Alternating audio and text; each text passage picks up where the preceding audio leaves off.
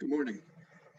Hi, I'm Paz Terry, and I'm going to finish out our series of webinars with integrated access we've been doing for the past few weeks. This is part 5, business continuity and disaster recovery planning. I will tell you before we get started, I'm going to try and keep this moving pretty quickly. There's a lot of information in these two kinds of plans that we would want to share with you. I try to condense that. If I'm going to do this again, I probably would pull out disaster recovery as its own topic, because it really is a vast topic. So that's my plan, is to go ahead and finish this up today with that, but we will be doing another webinar series, I think, very soon. So we want your input here, and if you have any input on the types of topics you want covered, anything you want to go in detail with, we've already covered, we'd be happy to do that. So we do want your input here, and we look forward to hearing what you have to say. There's a poll active on this Zoom session you should be able to find that that asks you just that question. So without further ado, let's get started. So again, this is our series, top 5 ways to start improving your cybersecurity as a business. And we're into now business continuity and disaster recovery planning. So again, as I said, we have that poll active. We do want to hear what you have to say. So let's dive in. How to start a successful security program. Well, we go over this every time. I think it bears repeating. In all the things that we talk about, an assessment is going to be usually a part of that early on, right? So assess your current position. We'll talk about that more in a little more depth today. Talk to your IT provider. Make sure that everybody who has a stake in your data security is involved in the conversation. That's really important. It'll also clearly help you understand of your vendors and partners who's really on board with security and who's not taking it seriously. When you start to talk about some of this stuff, I think you'll find different responses. If you're with integrated access, I feel like you're probably going to have a good conversation there. And if there's issues you can't work out, we'd be happy to come in and help consult if we need to. That's something we commonly do for businesses, is to help bridge the gap. And so often this is communicating, right? That's the human story, I think. Whatever we do, communication is going to be a part of it, and often the thing that makes it work less well, let's say. So improve that, I would say. Start with communication early on. Create a plan then to address your weaknesses. There's nothing, you can't create that plan until you understand what your weaknesses are. That's why the assessments are so important. Start with policy. Say what you're going to do first, and then do it. This again that process is huge in finding out not only that maybe what you think you know about your company is not true. This is common sometimes. As your company grows, and maybe you've been with the company, you started the company, maybe you're sole proprietor. But either way, it's very difficult for the people at the top to understand what's being done at the bottom, right? At the rank and file, at the ground level. So when you start with policy and you start talking to your staff, hey, we're going to be doing these things, you'll get some pushback, of course, especially if you're turning on something like multi-factor authentication. You might get some pushback for that. But explaining what you're doing and why you're doing it is a huge help. Getting buy-in early on is very, very big. And one of the last points that I would mention is just that without that buy-in, it's going to fail. Almost certainly, right? You might pass an audit, but your company will be no more strong than it was before. And I'm not usually a doom and gloom kind of guy. We have to talk about stats, and I'll pull up some stats here we can talk about. But this year has really started off poorly. It is we've got AI on top of that too. So if I could just say that at the beginning, I would just say understand what your staff is doing with some of these AI chatbots that are out there. There's several of them. Microsoft's got theirs, and there's Google's got theirs with Bard now, and there's a couple other ones that are out there. These things are powerful. They're great. And full disclosure, when I was building this presentation, I've given presentations like this before, so I had some stuff to work with, but I was curious about it. So I actually plugged in to ChatGPT give me a presentation, give me a summary of what this should look like. And it came back with a pretty good summary, honestly. So I didn't use all the things. I moved some things around, but I incorporated some of the stuff that it did pop up into this presentation. So here's the wall of shame, or whatever you want to call it. These stats are not good. It's going to get worse out there. I think it's going to get a little bit worse, and that's not anything anybody wants to hear right now. But I can assure you that if you start soon and you get ahead of the curve a little bit, and get some of this stuff done, you start with policies, of course. But when you start to implement some of these mitigating controls, multi-factor authentication, the stuff we've talked about with policies and documentation, acceptable use standards. Speaking of AI, that's one of the things that I had to do recently was go and update for our clients some of the templates that we use for policies. So acceptable use standard, we've got a very strong one out there that covers quite a few things. But it's still readable and usable. So I had to go add in there in our acceptable use standard that we use and advise our clients that use those. Hey, you might want to add this clause in there because people are usually accidentally just disclosing company proprietary information. We've had that done, and we've also seen a breach already of some of this data, and we don't really understand what's being done with the data we plug in.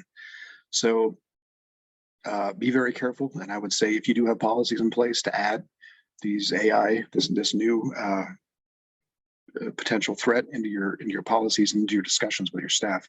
But really, I would just have the conversation and say, look, this is really powerful stuff. It's great, but be very careful about what you plug into there, because you can mistakenly plug in like an API key or something, or company proprietary information that you don't want disclosed. So let's get into it here. Why are business continuity and DR plans important? The old maxim, forewarned is forearmed, I think is plenty of purpose to do it there, right? And it can be difficult, it can be daunting, but I'm going to take you through some things you can do to get started. But really, if you don't know what you have out there, you don't know your security profile or your surface area or risk exposure, all these buzzwords that we use. If you don't know what could hurt you, you can't protect yourself. I think that's the common thing there. Excuse me. It's also commonly required for some regulatory standards that we come up across. NIST 800-171 revision 2, revision 3 is coming soon. Cybersecurity framework is another one from NIST. That's a great one for folks that don't have a mandate to be compliant with a regulatory standard like HIPAA or something like that, but you do want to have some structure in place. So I often suggest the NIST CSF standard. The FTC safeguards rule was updated recently to include more businesses. So if you're a CPA firm, for example, or you're a money lending firm, check cashing place, if you have more than 5,000, I believe it's active clients, or active records for your clients, you should be held to that. That goes into effect June 9th, and that's already been extended. I don't see that being extended again. So if you're one of those businesses and you don't have that in place, definitely call us. We can get you started. It can also mean the difference for survival, right? Having a plan in place, even if the plan is flawed or incomplete to some way, when these things happen, whether it's flood, fire, a breach, anything like that, inside threats, if you don't have a plan in place, you're going to have a very, very rough few days, right? And stronger chance that people lose their jobs at that, right? Nobody wants to see your team kind of floundering when something hits the fan. You want to know that they have at least control of the situation, right? And there are times when you don't have the control of the situation, frankly, right? When you're trying to discover how an attacker got in your network, for example. But it is really important to have a plan. You can always deviate from the plan. You can also update the plan as you learn these things, but it's just a huge thing. So I'm going to dive into that more in a bit. But just to say, these things can really mean the difference, right? Between being a company next week and being a company who had to close next week because you couldn't keep your staff, you didn't have control of your data. You didn't have a second site to work from, and your clients are going to leave you inside of a month. There's all kinds of things that can happen with that. So evaluating your risk there really helps, and building these plans is crucial to your long-term success and maturity as a company. It also can surprisingly engage and align your staff. I'm not saying all your staff will be aligned with you, but it will align your staff, and you'll see people usually move into different camps. And this is no different than anything else. It's just change, right? Change is hard for humans. We have a hard time with it. We obviously need change. We need our technology to advance. We need to get better and smarter about how we treat these issues. But it will definitely energize and get your staff engaged. Now, they may not agree with you. Like I said, you may have some folks in your company that push back and don't want to change.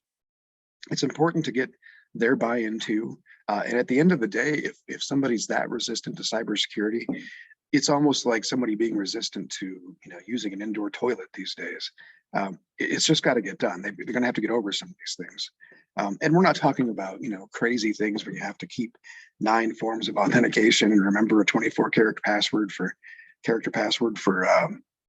9 different things. We're not saying that at all, but we're saying just get on board, get in the boat with us. We need to be better about this. We need to learn how to spot phishing emails. We need to learn how to look for things that don't seem right. At the user level, we're looking for them to be the eyes and ears of the company, frankly, in a lot of ways.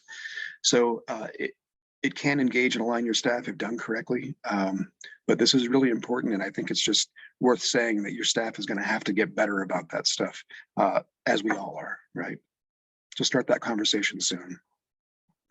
So here's some common risks and threats that we see.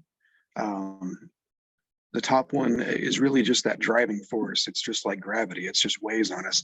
The impact of small and mid-sized companies can be way oversized, especially if you don't have some plans and mitigation in place, simply because you just have fewer resources, right? And the tools you would normally want to use to either prevent or clean up a breach or penetration of some kind often are out of your reach, right?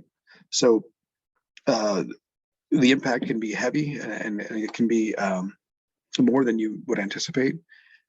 So that's why it's more critical for small businesses to do even more planning and be careful about their data.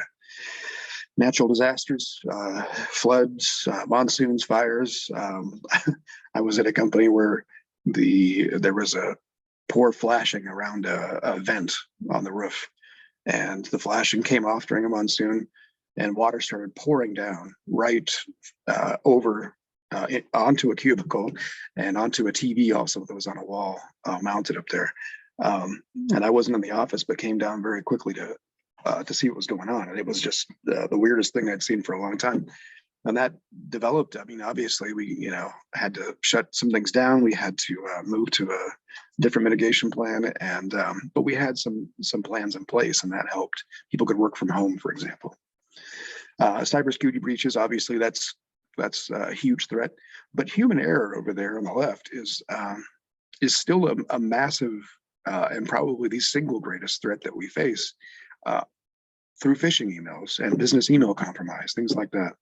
So we can't really say, the way to protect yourself is to prepare for natural disasters and put most of the resources on that. That's simply not true. Cybersecurity breaches are way more common than they used to be. So that's not an easy or fun thing sometimes to do. Obviously, that's how we come in, as we help educate and train folks how to do that. How to prevent those breaches. And then human error is always going to be out there, right? Humans are always the weak link. We feel at CLS like they can be a strong link as well. They can strengthen your company as opposed to weakening it. So let's dive in. Few benefits of planning. I think this is all pretty common sense stuff. So you reduce your downtime, you protect your data. That may not be in fashion these days, but it will cost you eventually, I think, to not protect that data, especially if it's personal information or other proprietary data.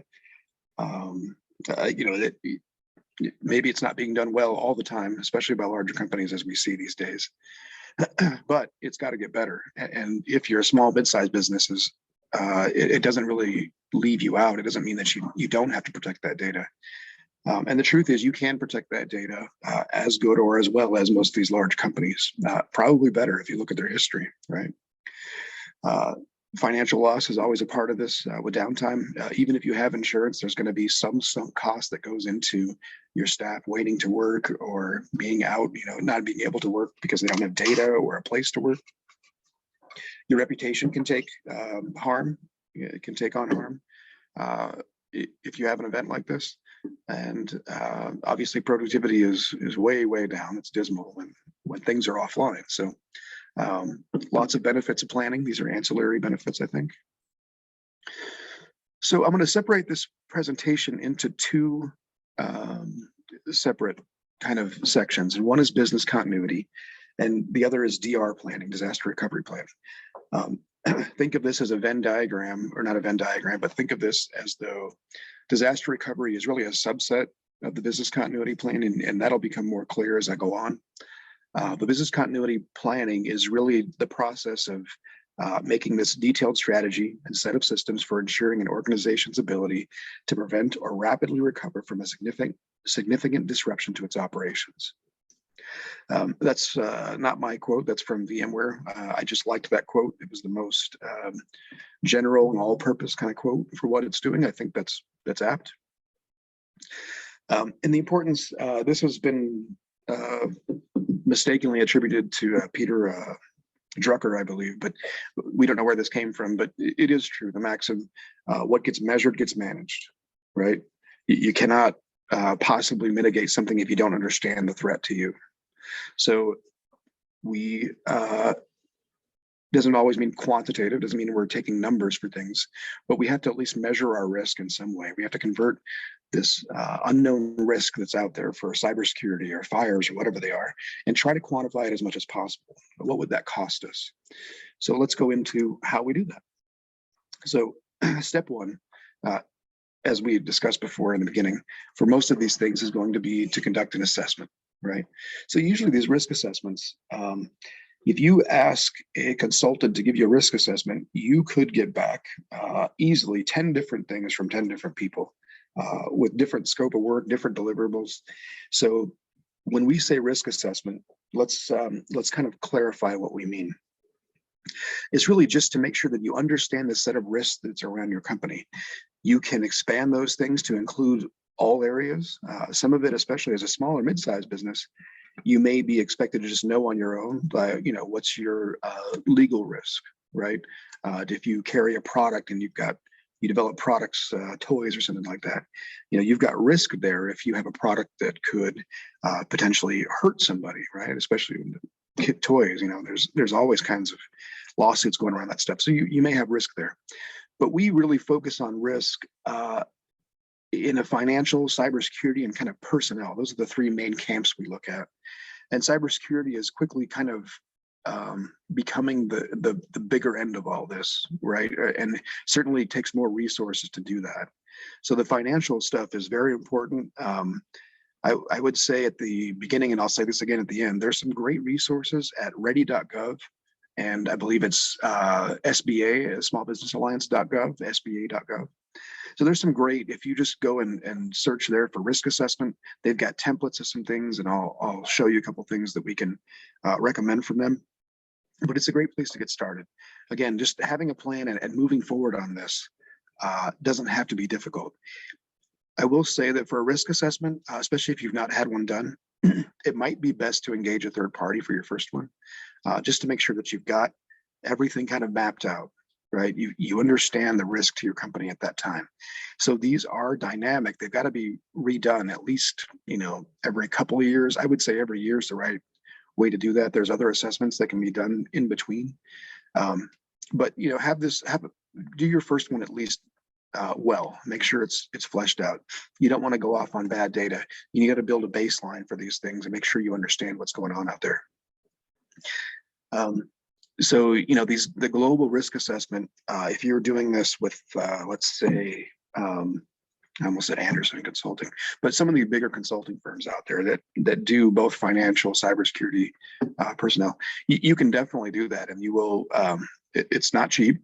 you will pay quite a bit of money. So a lot of the times that's out of the reach for the SMB market. It's very difficult to do that. So we fill that gap at CLS, and there's lots of great folks like us. So you may want to get it done, like I said, by a third party, but at the least, make sure that you're using some good information to start with, some great templates that ask you which information or point you to the information you need. And for the small to mid-sized market, make sure you're understanding your financial and your cybersecurity risks. Now, maybe you've got great financial oversight and you've already got that taken care of. For the cybersecurity side, that can be very daunting sometimes. So again, make sure you get a thorough one. Make sure you, if you engage with a third party, make sure that you understand who they are. References are always a great thing. You can ask people for that. Those are difficult to fake, right? You can always be a charlatan, but if nobody believes in you and you can't, either look somebody in the eye or talk to someone on the phone that's had that same experience that you're looking for, that would be difficult, right? The second step is going to be a business impact analysis. So the BIA is a interesting form.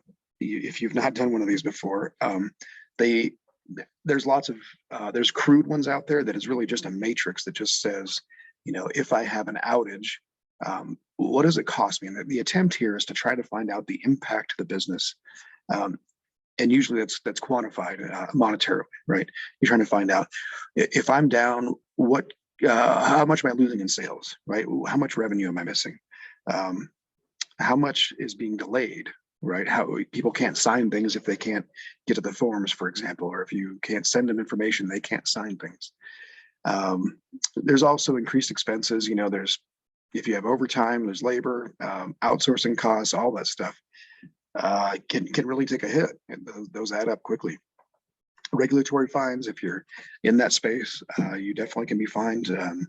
HIPAA is a great example of being fined by that, although it's not famously been used as often as it probably should have to assess fines. It's been held back. Those HIPAA fines have been held, at least in my experience, for the worst of the worst, people who just egregiously ignore their mandate to follow these security principles. But that there's nothing to say that as we take cybersecurity more seriously in this country, that those won't go up. I have a feeling they probably will. And we're going to see regulation creep out to private business too. I think you're going to see that. So in the next few years, I think that's going to start developing. So regulatory fines may not be around and maybe not be part of your world right now, but they may be soon. Contractual penalties, if you're in the DoD space, if you help defense contractors and you make a part for them, or you sell something to a larger one like Raytheon, for example, your contracts usually have very specific metrics built in, right? They've got their own metrics and KPIs, key performance indicators that they want to keep. So, it could be things are on time, could be things are under budget, it could be lots of things that they want to point out. But they also can require you to do things like a risk assessment, right? And often these risk assessments also include the business impact analysis. So you may not have a BIA spelled out in your contract, but if they say conduct a risk assessment and understand the risk to your business, then a BIA is really going to be called for. It's really calling for that.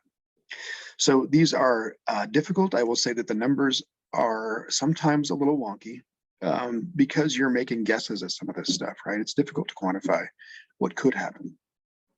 And there's a lot of unknowns, but I would just say, make a pretty good guess, do what you can to get the most accurate information there, and then refine that. When you find new information, if you talk to other folks and they say, no, it looks like this, or it costs that much, update those things so that you make sure you understand the potential risk to your company. And then just a few more things. Customer dissatisfaction. Obviously, that's not fun when things are not working.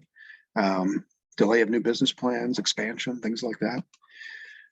So in the business impact analysis, the BIA, you should definitely define those areas, identify those areas, define them, try to quantify as much as possible. You also need to define and state your risk appetite. Now, I'm adding a couple of things to the BIA because the process can be 7-8 steps to start building these things. But there's no reason you can't, as long as you're talking about the risk and quantifying it, I would add stating your company's risk appetite in this process. So your risk appetite is just going to be high, medium, low, and you can quantify that on a scale if you like to. You can have different risk appetites for different areas. So your risk appetite for cybersecurity might be such that you have static data. You only have PDFs, let's say, that you really hold. You've got maybe some HR data and stuff that's up in the cloud. But your cybersecurity risk, if you only had this static data and it's backed up and it's not state secrets or anything, your cybersecurity risk appetite might be high, meaning that you can accept a lot of risk to cybersecurity. You might be able to even be shut down from your files. You may have, access to that stuff somewhere else, or you may be able to, float by without using those things. My point is, depending on how much you depend on your data and how dynamic it is, and a slew of other things, you might have a high risk appetite where you say, I can be down for a week and it's not going to hurt my company, right? If that's the case, then you set that risk appetite level and you say, here's what I'm willing to accept. And then you make a lot of decisions either based on or reflecting that guiding principle. So important to say that out loud. Here's our risk appetite. And there's a very famous, I've seen it visualized too, but there's a famous disconnect between perceived risk appetite and actual risk. So, when a company sets a risk appetite, they say we have a low tolerance for risk. So just understand the inverse relationship there. If you have a low tolerance for risk, you have a high cybersecurity budget in that area, right? If you have a low tolerance for risk, you have a high security budget. And that's the second part. The high security part is what gets missed. Oh, we have a low tolerance for risk, but we don't want to roll out multi-factor, but we don't want to do these things. And you say, okay, what you're saying and what you're doing don't match, right? There's a disconnect between those two things. And that disconnect, I think, exists in almost every business in the country right now. It's just too hard not to be. It's so hard to even just capture what your risk is going to be today, next week, all these things next month. So it can be very difficult. However, it's a useful exercise. I promise you that it can be a guiding principle. It can help even get your board or your leadership to release funds. You say, hey, you've said we have this low risk appetite for cybersecurity, and yet our spending has actually gone down in the last 3 years. Those two things don't correlate, right? Now, that is not to say that spending money always yields greater security, because that's not true. You can spend a lot of money on products, especially right now. There's a lot of stuff out there that's being developed. We're in this very weird period of cybersecurity where it's getting better and we're seeing better tools out there. And I think AI will be a huge part of our the turnaround we can do here to take back control over our internet and a huge part of our lives. I think AI could be a huge part of that. But until we agree on the rules, it's not going to be. It's going to create more havoc, I think. So define your risk appetite is my point, and update that if you find out it's wrong and you say, yeah, really, our risk appetite we said was high, but then we were offline because we had an internet outage for a few hours and everything went straight to hell. So my risk appetite is therefore much lower than it was yesterday, right? And that's not uncommon. And then your RTO and RPO, recovery time objective, just saying, how long until I'm back up? And this is a really important number. You want to discuss this with your, if you have outsourced IT, definitely talk with them about that, because they're the folks who can actually do it. Whatever your software says you can do, I would add that. I would add time to that, maybe even double that time. The software is going to say you can be back up instantaneously, or you can be back up, within minutes or something like that. That's going to be best world, obviously, so don't take that. And we'll go into how you can set and test your recovery time objective. So you're just saying recovery RTO is just saying, when can I get back up? And recovery point objective is saying, at what point in data historically how far back can I go before it starts to impact my company negatively, right? So your RPO objective could be, 4 hours. I want to be set back in time to 4 hours ago. If you want that 4-hour RPO, you certainly can have that. There's a price tag that comes with that to make things more available, stronger hardware, more redundancy, things like that. So just understand that we set these things and we frequently have to go back and say, okay, well, we said that, but that wasn't exactly the case. We found out that we need to be back up, within a day or we start to see negative things happen. So set these things and then maintain them is the point. That should be part of your business impact analysis at the very beginning, because that's going to be the guiding principle, these three things.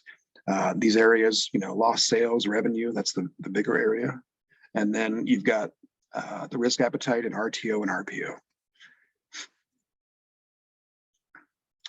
So recovery strategies, here are some basic stuff, I think. So when we say business continuity planning, I just want to clarify one thing. There's two sides to that. There's the process and then there's the document, right? So if we say a BCP or a business continuity plan, we're referring to the document. Often it's a binder. It can be like a 2-3 inch binder with a bunch of papers in it. So when we say BCP, we're usually, and I wrote PAN on that, look at that. Business continuity plan document. Identify those documents. And then, so when you build these things, get as much detail as you can, right? So if you, for example, need to add the facilities person's contact information, make sure you have their cell phone, maybe their home phone, right? Make sure that you understand where, approximately maybe where people live geographically. That can be a help. You can see that on a map, and you can see if you have concentrated people in different areas. Lists small things. And I've told people, I don't care if you bring me something on paper with crayon, right? If you just took a restaurant menu and did some coloring on it, but if the information's there, I'll take it. And I will put something like that in the business continuity plan. Often I'll redo it, but get the information in there, right? It might look like a scrapbook of sorts in your first round.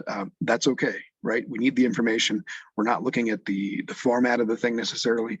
We just need something. We need to be able to know where A is, right? If we're trying to get to point B, where is the stuff? How do we call them? Who do we contact? So this is going to have so many things that you wouldn't even think of the first time. We've got a template for this, by the way, for the business continuity plan document. I also have one for incident response and disaster recovery plan. These are separate documents usually. And so we've got templates of those. So feel free to reach out if you'd like one of those. But identify and document these plans, right? And again, usually these are separate documents. Sometimes you can see them kind of mixed. As we had said, there's been this convergence between, the truth is cybersecurity is so important to most businesses that it quickly becomes the overwhelming part of a business continuity plan. But don't forget the other things, right? Don't forget that you've got to have power. You've got to have, heating and air conditioning. You've got to have, all the things that people need if you're trying to set up a site. If you're talking about just restoring cloud tenancy, for example, if you're trying to recover from a data breach, a different set of skills is needed for that, obviously, right? We need different things. We need tenancy information. If we've already got one built for Azure or AWS, there's lots of things that go into that. So think about it, building that from scratch, what you'd have to do, and that gives you a pretty good list of what you need to have in there. And again, everything you document, everything you write down now will save you pain and time. If, and not when, but if when trouble happens, it will save you a whole lot of heartache. So get as much of that stuff as you can and as possible. Oops. I was going to say one more thing about the step 2, identify the gaps. So again, step 1 is to just find out what you have, right? What do I have in place right now?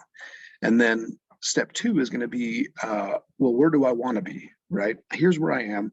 I want to be here. I want to be to a standard. I want to have, I want to attain a regulatory standard, compliance with that standard, or I want to be at a level that we pick, right? I want to have better looking reports for my board. I want to have fewer incidents that are cyber related.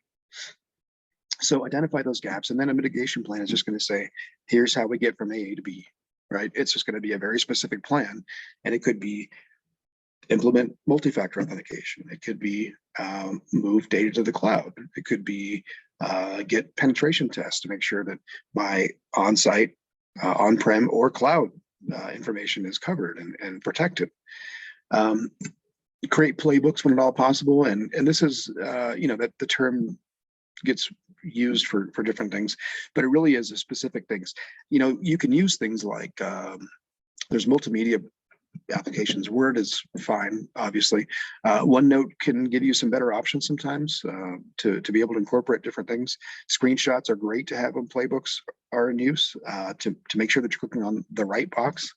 And visually, humans like to see those things. If we recognize a thing, it's easier for us to be able to focus on the things that we don't know, right? The surprises, it's able to free up our brains to do those things and make decisions. So again, pictures, lists, how-tos, those things are great. Keep that document safe. If it's electronic form, keep it, just protected in a safe environment with multi-factor authentication protecting it. And then the third one, and this is, I think, a simple point, but get buy-in at all practical levels and start at the top. I know I say this quite a bit, but unless you've got your C-level, your senior managers, unless you have those folks involved and demonstrating that they buy into the concept, you're working against yourself, right? People can smell this stuff. They go, yep, this is a us and them thing. We have to do it, but they don't, right? The boss doesn't have MFA.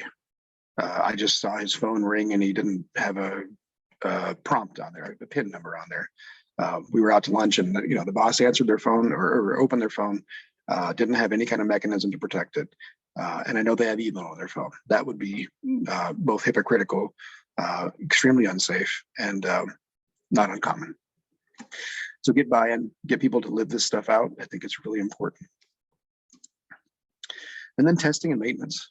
Man, this is really, really important. So we've now gone past the point where we've done an assessment. We know where we are, and we've created a gap analysis or a mitigation plan. We know where we want to be, and we know roughly how to get there. So now comes, you take that plan and then you test it, right? So tabletop sessions are one of the most common ways to test this, and this is really easy to do. We can help broker those things. We can be tabletop session directors, so we can give you a specific scenario and say, okay, you've got ransomware. What do you do? You've got a flood. You've got, and we build the details around that, right? So that can be a very useful practice, because you're going to have everybody who has a stake in the thing at the table, right? Usually, sometimes it's virtual, sometimes it's in person. It doesn't really matter in that respect, but the idea is that everybody's looking on those things. So you're going to call on them when it's their turn. Okay, so okay, in our BCP plan, it says that the first thing we need to do is call our insurance agent for this cyber thing. Who knows where our insurance agent is? Who knows who that is? Do we have a copy of the policy, right? So this would usually be a practice administrator, could be a COO, could be lots of people. We'll talk a little more about the teams that you form here in a minute. But they're around the table, they're involved in the meeting, and they're saying, okay, I would do this. I have them, I have the number, I have information, I have the insurance policy information, and it's up to date. Right. And so the other part of this is testing, the actual testing, right? So tabletop is great, and that's going to get a lot of things out in terms of process, right? We'll get to the art a little bit, and I'm going to refer back to this testing slide when we get into the disaster recovery area, because you really need to do a live DR test. So if you have software that says, hey, if you have an emergency, we can fire up a cloud instance of your data. Datto is a great one that does something like that. You should test that. You should test that functionality, right? Test that capability. Make sure that not only can you put it up live and you can access the thing, but that everybody can access that virtual machine in the cloud safely, right? And then playbooks, right? Develop, and this won't, you're not going to have them all developed in day one. This can take a while, right? And it's not like you want everybody to stop what they're doing and document everything they do. That would impact your productivity pretty badly, I think. But you do want to have people start writing down their processes, right? Not only from a continuity or a legacy perspective. So if I get hit by a bus, for example, or win the lottery, what happens then, right? If you don't come into work tomorrow for whatever reason, how do we move on as a company? How do we keep going as a company? And you'll encounter, I mean, this is the same thing. People are not only afraid of change in that area, they are also don't want to be replaced without their choice, right? They want to keep that option. So making people feel secure about that, making sure that they understand that it is part of their job description to help build up your legacy processes, no matter who was hired, if it's CEO, everybody's job is to help the company stay stable and healthy, right? So it is part of your job to describe what you do, to document that stuff and build those playbooks. It's really important. And then maintenance is just so important. So this is something that if you have a breach, one of the last steps of an incident response or incident handling procedure is almost every time, and anything that CLS puts out, Cyber Security, anything that we put out, the final step is going to be update your plans, right? What did we learn from this experience? If we have something happen, an incident of some kind, of breach, and did we update the information? Did we help ourselves out by reminding ourselves that when this happens, we've got to do X, or we've got to call this person, or those things, right? Or, you know, we had the wrong facilities person in there, or somebody transposed a number. Those mistakes are painful enough the first time. You don't want to do them again, right? So grab the value of that experience and make sure you record it. So let's get into disaster recovery planning. We're doing pretty well. I do want to leave some time at the end for Q&A. Excuse me. So we're going to go through this fairly quickly, and you're going to see that I'm going to call out the things we've already talked about in the DR planning.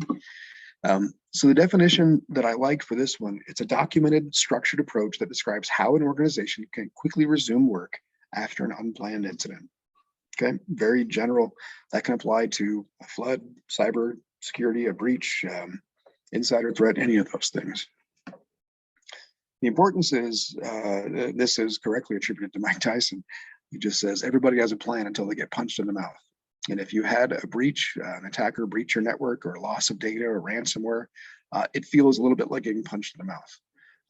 And I've had that experience quite a few times, having to deliver that bad news that your data is unrecoverable, that you've been breached or you've been hoodwinked somehow. Those are not fun conversations to have. So having a plan definitely is a good thing, right? Even if you have that plan, it might be painful, right? You could be wrong about some things, but having a plan to start from is the only way that you're going to get through that without, the mental stress. Are you going to be a company next week? All those things just come to bear. So I put some asterisks around some areas here. You'll see the DR plan process is very important, very similar to the business continuity plan. A lot of these concepts are the same. I'll be honest with you, I think the DR plan and the BCP as documents go are starting to merge. So it's very difficult sometimes to carve those out. We do have two different documents, but what I will say is if you don't have a BCP, start there, right? A BCP, that document, we can send you a template. It's just a way for you to record the most important information, right? If you don't have a DR plan, even though your data is very important, you can work on both in parallel for the record. As you can see, there's a lot of overlap here. So the risk assessment has to get done before you start a DR plan. So my recommendation is start with the BCP, the business continuity plan, build that as much as possible, and then move on to your DR plan fairly quickly. Use that same information because you need that risk assessment. One extra step is to classify your data, and you can do this during the risk assessment as part of your mitigation plan if you like, but understand where your data is and where the most sensitive data is going to be, right? And then you protect those things the most. You can have security zones, for example. That's not uncommon. But know where your data is and start to classify it, right? You'll have some inconsequential data. You'll have things that aren't that important, but the proprietary stuff that's most important to you could be your client's information, could be, intellectual property that you developed, could be patents, things like that. Understand at least where they are and how they're protected. The holy of holies, that inner sanctum type of data. Set your backup and DR strategy and cadence. That's a really important part, and we'll talk about that here. I already talked about RTO and RPO, obviously. Communication plan, we talked about that briefly. And I would just say that needs to be in place so that they know how to, everybody knows who should be talking for the company, right? And what they're saying.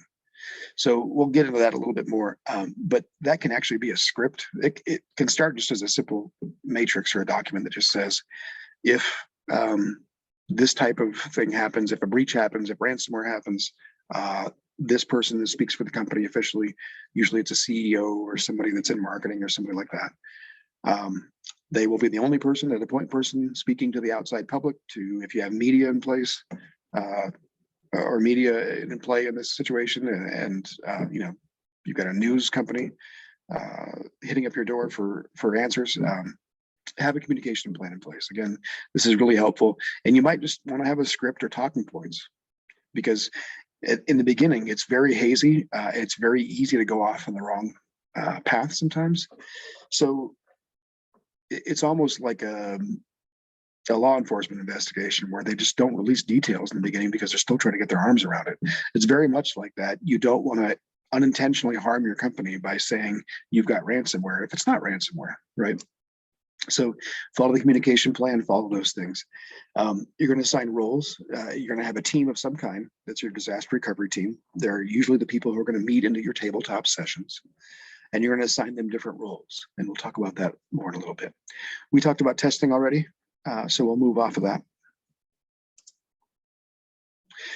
Data classification. So this can be done as part of a risk assessment, and I would highly suggest that.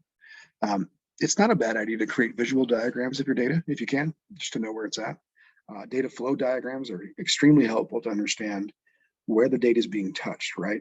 You can identify weak spots sometimes. If you have an interloper or a clearinghouse you send data to that it then moves on to somebody else, that should be stated and visually represented there, so you can see, oh, I have protection of the data up to here, and then somebody takes the data after that point. I need to make sure that that protection extends through this process the whole way through, right? So it's really helpful for that, just to understand where your data goes. Like Microsoft 365, you can build an easy data flow diagram for that just by showing, you know, I have data here, I have people out in the field. So here in the office, out in the field, the data is really held up in the cloud, but you can see the data is going from cloud to here, and from my outsourced folks, my remote folks over to the cloud as well. So those visual diagrams, sometimes they are actually required for compliance, and they can be very helpful. It doesn't take very long. And then just spot check that, right? Go through it once in a while, at least annually, make sure that data is categorized appropriately. If you get new software, make sure it goes through that process as well. And you may only have, you know, 3 levels, or you may have 2 levels. It's up to you to decide. Sometimes you may say, this is data that's critical, this is data that I don't care about, right? That's really your option. Or you can take a 10-point scale and you can say, I have the data that's classified at a 1, which means, you know, it's got to be protected at all costs. And there's lots of ways to do this, but at least understand what you have and some options for protecting it.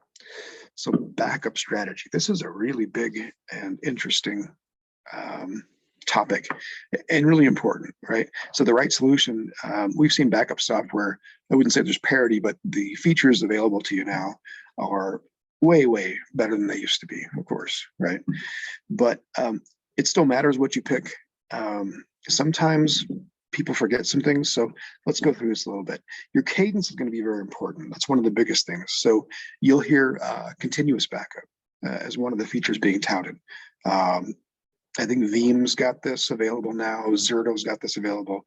There's lots of software out there, and it's just saying that at a block level, it's seeing when data is being changed, and it's going and replicating that block, right? Somewhere else offsite, somewhere else, may not be offsite, but often it is. But it's making those changes on a block level very quickly as the changes happen, and they call that continuous backup. There's also, you know, more commonly you would have a backup schedule that runs every 4 hours for your office. Sometimes people just do it daily too. Again, this is going to be related to your risk appetite, how much data you can lose, your recovery point objective, right? How far back can I go? So picking the right solution that fits your needs is really important. And then don't forget to have the offsite part. And this is, you'll hear this called air-gapped, offsite and immutable backups, which just means you can't write over them, right? And they're offsite, they're not in the same location as your backup. is. So again, the rule of three is really important here. Have 3 copies of your data at all times. And one should be offsite and air gapped, right? So don't forget cloud. People forget that Microsoft 365, Microsoft has, they don't have a backup, really a native backup offering for Microsoft 365, but they've got retention policies. And I would just say, do not rely on those, right? If somebody accidentally dragged an email into their deleted items or something in the wrong folder, for example, 3 months ago, that is not going to help you. Microsoft will not be able to help you if that file is gone, if that data is gone. So there are some very inexpensive Microsoft 365, Google backup options for cloud. So make sure you're covered in all respects and you have backup of that data. You may have different solutions, right? So it's not uncommon to have, especially if you're a hybrid company where you've got on-prem and you've got this cloud presence, to have something like Veeam or Zerto for the on-prem stuff, and then a different solution for cloud. That is changing a little bit. People are upping their game and offering more products that do cover all those things now, but it's not unlikely that would happen. So that's not always ideal, but that's what we have right now, right? So it's more important they are backed up than you have the same name on the software. Your infrastructure, don't forget that stuff. So you've got switches, firewalls, UPSs, all that stuff. If there's a configuration that's taken place there, and hopefully there has, if it's network connected, and that's the big difference here. If it's network connected, make sure you have a backup of that. It could be something that you set and forget and never think about again, right? If you don't have a lot of VLAN changes on your switches, for example, you may not make changes to them very often. But make backups of those configs. There's software out there that does that, and you can do it manually. But don't forget those things. They are important too. And then your encryption keys. I would say that's one of the last points on this that often gets forgotten. Don't store your encryption keys in the same place as your backups. Store them in a very safe place. It's difficult to print those out because they're very long, and typing those is not easy. But yeah, you don't want to have those in the same place. Store them in a safe, multi-factor encrypted, protected, encrypted location itself, right? So that's one of the things that gets missed sometimes, and it can be huge, because think about this from an attacker's perspective. If you break into a company and you're trying to get at their backups, and you find out that they've stored their encryption keys in the same place, and you can get access to those, the odds are you're going to have a leg up in trying to decrypt those keys or get access to that data if you can find it very easily. We talked about the communication plan. This is really important. Again, decide who's going to speak for the company and to the media if necessary. Build a script and your talking points. If you have a legal team or HR representatives or a governing board, if you have a board of directors, consult with them. Make sure that your plan fits with your all the things that they have in mind, including your oversight body may have other goals in mind. Just it's just a worthy exercise to pass this through those folks to make sure that they're on board. And then your acceptable use standard that I'm hoping we all have in place, that talks about things like AI, for example, not doing things that you shouldn't do on your computer. Make sure that that's actually reflected of the desired behavior. So, the social media is a big one. I have clauses in the acceptable use standards that we use that say we discourage you from using company information or even talking about the company on social media if it's your private account, right? It's just so easy to get tainted by somebody's, it can just be a harmless comment or meant as a harmless comment. And, if people find out that they work for your company, it can cause you a lot of grief that you do not want. And frankly, it's just something we shouldn't have to deal with that kind of stuff, but we do. So it's probably desirable to just say, we discourage this practice. Please don't do that, right? Be careful about what you're saying. If you are putting it out online in your social media presence that you work for a company, be very careful about what you say, and please just leave it out, I would say, right? I've always asked my staff, and it's very difficult to say, to direct that and make it a pass-fail kind of thing. But when at all possible, I would discourage people from connecting their personal and private lives online. Your recovery team. This is just the folks who are going to be most involved. Now, you can make this if you're a big company, you're going to have more than one team, obviously. But I've tried to simplify this, and I'm hitting a middle target here. So if you're a small company, you might have one person doing all these things. Hopefully you can get some help there. If you're a mid-sized company, you really should have these roles kind of fleshed out and understood a little better. But there's always going to be a recovery manager. If you're in a building and you're not 100% remote, there's always going to be a facilities person who has to make sure the building is not only accessible, but livable for humans, right? So it's got HVAC or HVAC functional, and it's got, doors and windows and things like that.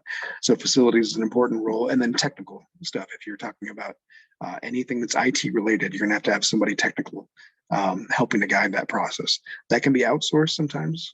So for example, at CLS, we do incident response as a service and almost as a retainer kind of relationship.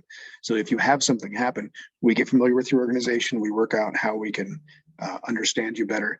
And then if something happens, we can come and be boots on the ground, help you through those things. So you can outsource technical coordinator at times if you don't have that in-house. Other roles are subject matter experts or SMEs, hugely helpful if you're trying to, recover. Some of the folks that have been in your business the longest can help, and they can say, oh, there's something weird about that. That gate doesn't latch correctly, or that padlock has a different key for some reason. Just weird, inane things like that will come from your staff if you ask them to help you in this, to plan for these things. Third parties are often involved. IT support, so most of us have an MSP, managed service provider like Integrated Access. An incident response team, which is different. CLS would be something like that. A media coordinator, that can be the same kind of thing too. Coming up to the end here, I'm going to try to get through this quickly. So how to get started? Again, let's just go through this quickly. Risk assessment, right? There are templates and kits available out there. We can help with some of those things. It can be difficult. Engaging a third party might be best, especially for your first one. Develop those plan documents, the business continuity and disaster recovery plans. Train your staff. And this, we didn't talk about this very much. The tabletop training is hugely valuable, but continue to train your staff in just basic cybersecurity hygiene. That stuff's very important. Test that plan. Any plan that you have in place, test it regularly. Quarterly might be the right cadence for you. Semi-annual would be the lowest amount that I would do, right? I would do it at least semi-annually, if not quarterly, right? Maintain your plans. Update them with lessons learned as soon as you learn them. Don't let that information go. And then review your plans annually, right?